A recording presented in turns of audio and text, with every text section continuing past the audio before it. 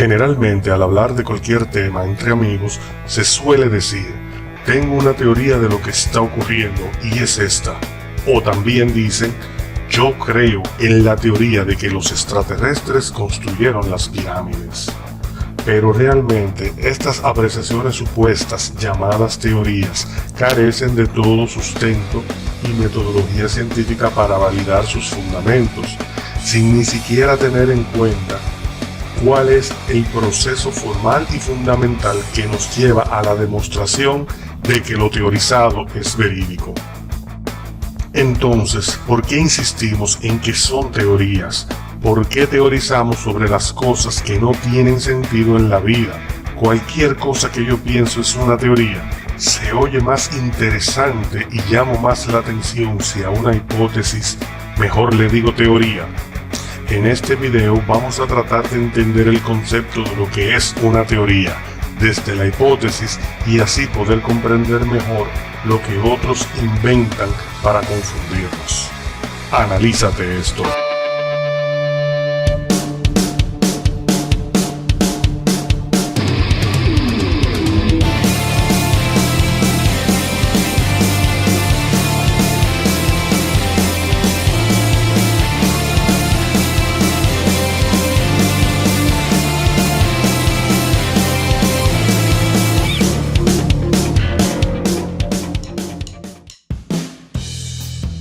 Comprender sobre lo que es una teoría, pasando desde la hipótesis hasta llegar a una conclusión irrefutable y de ahí extender nuestro pensamiento más allá de lo que la demostración directa nos proporciona, es precisamente el principio fundamental del método científico y de investigación que debemos comprender de un enunciado que nos hacemos respecto a un hecho o evento observado. Y para entender lo que es una teoría, vamos a su génesis, la hipótesis. Una hipótesis es una idea o suposición que nos hacemos cuando observamos un hecho o evento que no comprendemos cómo ocurre y cuáles son las condiciones exactas que lo producen desde nuestro punto de vista y nuestra comprensión. Por ejemplo, cuando Isaac Newton, anterior a 1687, observó que los objetos al dejarlo caer hacían la misma trayectoria y presentaban las mismas características de esta, se hizo una primera hipótesis. Los cuerpos caen porque son atraídos de alguna manera al suelo. Y fue con esta primera idea que nace una de las más importantes manifestaciones del estudio de la física clásica de todos los tiempos. Ya formulada esta idea o suposición, esto conllevó entonces a una serie de experimentos y de ensayos con los que fueron determinadas varias condiciones, como los cuerpos al caer son afectados por la masa, sin embargo la aceleración en caída libre de los mismos es constante sin importar la masa que estos posean. Al caer, la aceleración es directamente proporcional a la altura, lo que se explica con la caída libre y los experimentos de Galileo Galilei anteriormente demostrados. La atracción de la masa hacia el suelo se debe a una fuerza invisible que los hace caer. Cada una de estas hipótesis llevó a una conclusión definitiva cuando los experimentos fueron demostrando los datos que surgían de cada hipótesis planteada. Una vez que se demuestra la veracidad de la o las hipótesis planteadas, entonces tenemos una tesis, que es precisamente esto, la confirmación de que lo supuesto o idealizado es verídico y demostrable bajo cualquier circunstancia. En el caso de las hipótesis de nuestro amigo Newton, cada uno de los resultados de los experimentos fueron demostrando que la masa de los objetos está directamente relacionada a la llamada entonces fuerza de atracción. Esto se convierte entonces en una premisa, una tesis demostrada de que sí existe la gravedad y de que es la responsable de mantener a los objetos en la Tierra. Claro está, las tesis también pueden servir para demostrar lo contrario de lo que ellas mismas han planteado, siendo así el caso de lo que es la antítesis, es decir, demostrar lo contrario de lo que una tesis planteada intenta demostrar. Y esto tiene su importancia porque, asimismo, como las tesis nacen de las hipótesis, estas últimas pueden no ser ciertas, pero que solo es posible saber cuando se intentan demostrar. Saber que algo no es como se piensa o demostrar que un hecho ocurre distinto a lo planteado originalmente también tiene su mérito en el ámbito de las investigaciones y en la ciencia. Pero hasta ahora lo que hemos visto con la tesis o la antítesis es que se demuestra la realidad del fenómeno o hecho estudiado, y es en este punto en el que se determinan las condiciones matemáticas que hacen que un hecho ocurra bajo las condiciones observadas, y surgen aquí las fórmulas científicas que convierten a la tesis en una ley. Una ley es un enunciado que ya se ha demostrado bajo una fórmula o modelo que permite su ocurrencia cada vez que se desee demostrar, obteniendo siempre el mismo resultado sin variar dentro de los procedimientos establecidos. El 5 de julio del año 1687, nuestro amigo y genio Newton publica la llamada Ley de la Gravitación Universal, donde por primera vez en la historia tenemos una fórmula matemática que demuestra y explica la gravedad de los cuerpos, y es la siguiente. La fuerza con la que dos objetos son atraídos entre sí es igual a la aceleración gravitacional por el producto de las masas entre el cuadrado de la distancia que existe entre ellos. Aquí tenemos algo importante, y es que una ley como enunciado demostrado y comprobado matemáticamente no puede ser desmontado bajo ningún precepto.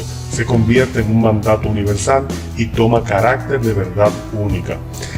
Las leyes no se pueden desvirtuar, es decir, nadie puede negar que lo enunciado y demostrado matemáticamente por una ley es falso o no es real, bajo los criterios formales del método científico, claro está. Y no es que el método científico es incuestionable, es sencillamente que para una ley ser considerada como tal requiere de un proceso de revisión muy meticuloso y exhaustivo, a tal punto que una tesis ya demostrada no se convierte en ley de inmediato. De hecho, la ley de gravitación universal no fue considerada como una ley hasta que en 1798 se demostró el valor de la constante gravitacional de la famosa fórmula de Newton, 71 años después de la muerte de nuestro querido genio. En pocas palabras, Newton nunca vio convertida en ley su tesis. Sin embargo, hoy en día se mantiene la ley de la gravitación universal como uno de los aportes más importantes de la física clásica. Ahora bien, ¿qué sucedió años más tarde?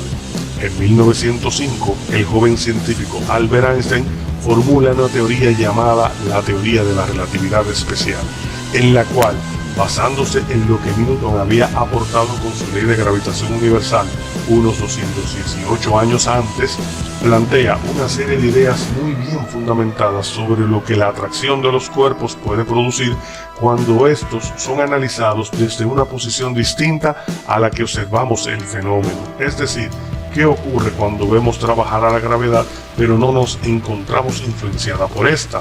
Aquí la definición de teoría se explica. Una teoría es un enunciado que se formula en base del conocimiento previo y preestablecido de lo que se formula dentro de una ley. En el caso de la teoría de la relatividad especial, no es más que una serie de planteamientos que se hacen usando como base lo ya demostrado con el propósito de ampliar las aplicaciones ya conocidas, y que esto permita la posibilidad de desarrollar nuevas formulaciones que enriquecen a lo ya conocido y lo fortalecen. Esta teoría de la relatividad especial de Einstein no es más que una suposición muy bien fundamentada de cómo se lleva al extremo lo experimentado por Newton, pero a niveles mucho más grandes en escala. Un rumor que ha corrido durante muchísimos años hasta nuestros días es la supuesta corrección que le hace Einstein a la ley de la gravedad de Newton, afirmando que éste estaba equivocado, lo cual no es cierto, ya que lo planteado por Einstein es que la gravedad no es una fuerza si ésta la vemos desde el punto de vista de un observador que está en el espacio, y debemos entender que es obvio que Newton planteara la gravedad como una fuerza, debido a que no consideró en la formulación de su ley la posibilidad de experimentar el efecto de la gravedad en el espacio. Sin embargo, la ley de la gravedad se mantiene como tal y lo seguirá siendo por siempre. Algo que debemos entender es que si en un caso hipotético en un futuro se determina que la ley de la gravitación universal está equivocada, entonces podemos tener por seguro que la teoría de la relatividad especial, la teoría de los agujeros negros y la teoría de la expansión del universo estarían equivocadas también, porque estas teorías surgen de la ley de gravitación universal. Aquí debemos concluir con lo siguiente. Primero surge la hipótesis como una idea o suposición de un fenómeno o hecho observado. Luego que se demuestra la ocurrencia de este, se convierte en una tesis o antítesis según sea el caso. Cuando somos capaces de demostrar con un modelo matemático o conceptual que lo supuesto es irrefutable y es aceptada por la comunidad científica, entonces tenemos una ley. Y por último, conociendo lo que la ley ha demostrado, podemos aplicar este conocimiento para indagar en otros campos lo que ya es validado científicamente, y ahí le llamamos teoría. No debemos confundirnos con las llamadas teorías de conspiración, las cuales no implementan este proceso basándose en hechos demostrables, sino que toman el enunciado de una ley para tratar de desmentir lo que anteriormente era su hipótesis, para indagar en teorías que no obedecen al modelo matemático o conceptual planteado. Y podemos identificar fácilmente una teoría conspirativa cuando no somos capaces de demostrar lo que estamos teorizando.